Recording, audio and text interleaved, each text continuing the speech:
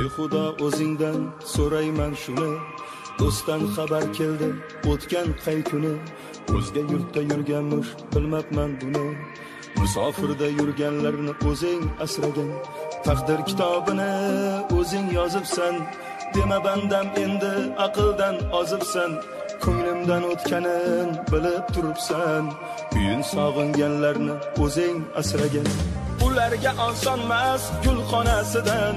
kimdir ayrobunda o'z oilasidan, yana kimdir uzoq yolg'iz onasidan, musofirda yurganlarni o'zing asragin.